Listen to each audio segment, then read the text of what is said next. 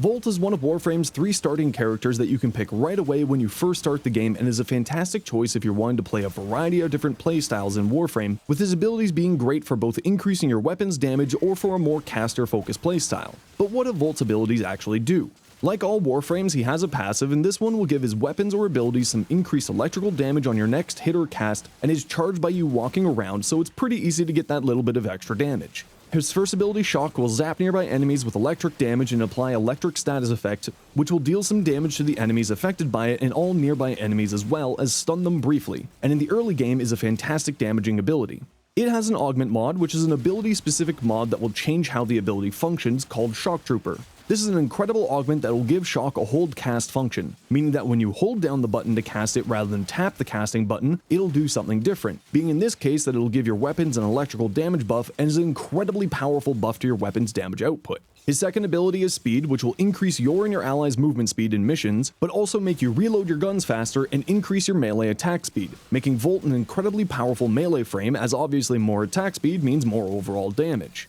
Its augment shocking speed makes it so that any enemy that you or your allies pass by while buffed by the ability takes some electrical damage and status effects. His third ability, Electric Shield, is really fantastic, especially in the early game. When you place it down, it'll block all damage from enemy fire, and when you shoot through it, it'll give your ranged weapons some more electrical damage and critical damage, and when it's on the ground, you can pick it up to bring it along with you, though it does make the shield a bit less wide so it won't protect you from as much incoming fire. It has 2 augments, the first being Recharge Shield, which will recharge your or your allies' shields by a small amount when walking through it, but it can only give extra shields once per electric shield. Its other augment, Transistor Shield, will make it so that your allies can pick up the shields as well, and any damage the shields protect yourself or your allies from will increase your passive's electric charge. And finally, his fourth ability, Discharge, will deal some pretty significant electric damage to all enemies within range, stunning them briefly, and chaining between enemies affected by it for even more damage. And when you cast his first ability, Shock, on an enemy affected by Discharge, it'll deal some increased AoE damage. Its augment Capacitance will make it so that any damage that Discharge does will also regenerate your and your allies' shields and give you overshields, being the purple kind of shields, making it not only a pretty great AoE damage ability, but also a fantastic survivability utility for you and your whole squad.